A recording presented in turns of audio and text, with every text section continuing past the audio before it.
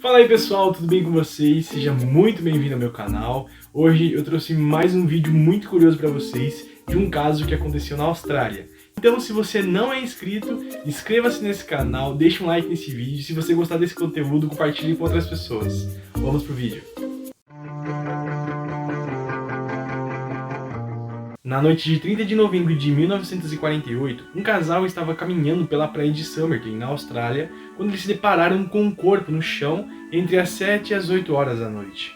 Considerando que os postes de luz ainda estavam ligados, o casal achou estranho que o homem não estivesse reagindo às moscas que estavam passando pelo seu corpo, mas preferiram não interferir, achando que ele estava bêbado ou dormindo mesmo. Na manhã seguinte, por volta das 6h30 da manhã, aquilo que o casal presenciou na noite passada se tornaria uma importante prova para um dos mistérios ainda não solucionados, um dos maiores mistérios da Austrália. Sem querer, esse casal que presenciou essa cena se tornou parte do caso de Taman Shud, ou do Homem de Somerton. No início do dia 1º de dezembro daquele ano, um homem foi encontrado morto e a polícia foi chamada. Em primeiro momento, os oficiais perceberam que ele não portava qualquer documento que pudessem identificar. Ele vestia roupas simples, sem etiquetas, roupas que iam contra o clima daquele dia. Usava um suéter de tricô e um casaco estilo europeu. Em seus bolsos foram encontrados bilhetes de ônibus e de trem. O local onde ele havia comprado isso estava a 250 metros do local do suposto crime. O corpo foi mandado para a autópsia e a sua arcada dentária não batia com nenhum registro existente. Segundo o patologista John Burton, aquele homem tinha a aparência de ser um britânico e provavelmente a sua idade aparentava ser entre 40 a 45 anos. Devido a algumas características específicas, aquele homem aparentava não exercer trabalho manual. Sendo assim, provavelmente ele teria alguma profissão de pouco risco ou que não precisasse forçar tanto o seu corpo. O inquérito que foi aberto concluiu que este homem tinha morrido por volta das 2 horas da manhã daquele mesmo dia, 1º de dezembro.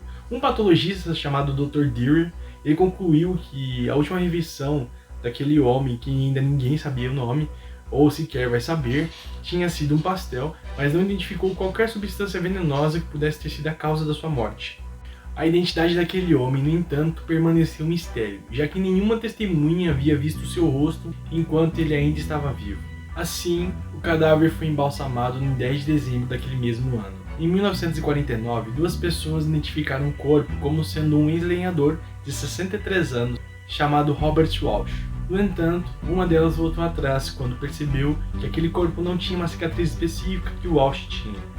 Além disso, a idade não batia com a idade determinada pelos patologistas. Poucos dias depois, funcionários da estação ferroviária de Adelaide encontraram uma mala marrom no guarda-volumes da ferroviária. Ela estava lá desde as 11 da manhã do dia 30 de novembro de 1948. Dentro dela, roupas com o nome T. Kane gravado foram encontradas. A polícia procurou por pessoas desaparecidas com a tal nomenclatura.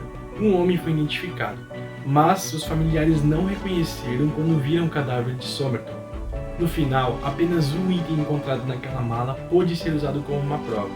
Era um casaco com costuras específicas bordadas. Isso indicava que ele só poderia ter adquirido aquele casaco nos Estados Unidos. Registros ferroviários indicaram que ele pegou um trem noturno e que a origem desse trem poderia ter partido de Sydney, Melbourne ou Port Augusta. Ele teria comprado seu bilhete para as 10h50 da manhã, porém por alguma razão ele teria perdido ou deixado de pegar o trem e pegou um ônibus para a cidade de Cleanaway. No inquérito, Cedric Stanton, que era um professor de Fisiologia e Farmacologia da Universidade de Adelaide, afirmou que a causa da sua morte poderia ter sido pelo uso de drogas. Mas Cedric afirmou que se a morte daquele homem tivesse acontecido de fato 7 horas depois da primeira aparição dele às 6h30 da manhã, então ele provavelmente teria ingerido uma grande quantidade dessas substâncias. Sendo assim, teoricamente, a sua reação perante as moscas quando o primeiro casal passou e o viu foi aquela, porque ele teria acabado de ter a sua convulsão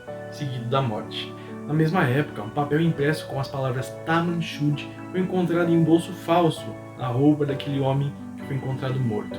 Essas palavras teria um significado de estar consumado, ou finalizado, ou acabou, na sua língua original. A prova foi divulgada pela polícia a fim de que eles encontrassem algum livro com aqueles escritos. Então, uma pessoa foi até os oficiais com um exemplar em mãos. Essa pessoa supostamente teria encontrado o livro dentro do carro deste homem que estava morto. Ele estava estacionado e destrancado na cidade de Glenelg na noite de 30 de novembro de 1948. A parte de trás daquele papel, eles encontraram um manuscrito feito a lápis. Eles encontraram uma sequência de letras sem sentido que indicavam que as 5 linhas escritas provavelmente formavam um código.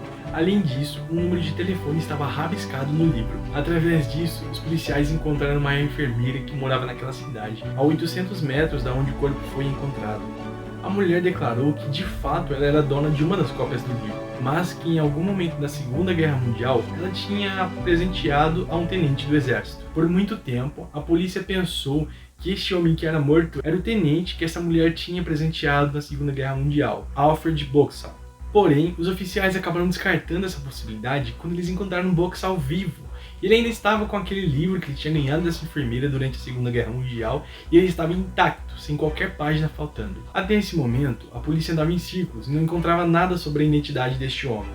Após alguns anos do seu enterro, uma recepcionista do Strathmore Hotel, que ficava de frente à estação ferroviária de Adelaide, trouxe novidades para este caso. Ela afirmou que um homem tinha deixado o quarto no dia 30 de novembro de 1948. Além disso, ela lembrou que quando as camareiras foram fazer a limpeza do quarto, eles encontraram uma caixa preta médica e encontraram uma seringa hipodérmica dentro dela. Ainda assim, com essas novas pistas, o caso permanece aberto e sem solução. Por mais que um busto deste homem tenha sido feito com fibras capilares e conservado até hoje pela Sociedade Histórica da Polícia do Sul da Austrália, o DNA contido na peça foi destruído graças ao embalsamento. Outras evidências, como a mala, foi destruída em 1986 e arquivos com depoimentos de testemunhas ou outras provas foram simplesmente destruídos ou perdidos. E ao passar desses anos, impediram que o caso pudesse ser investigado nos dias atuais.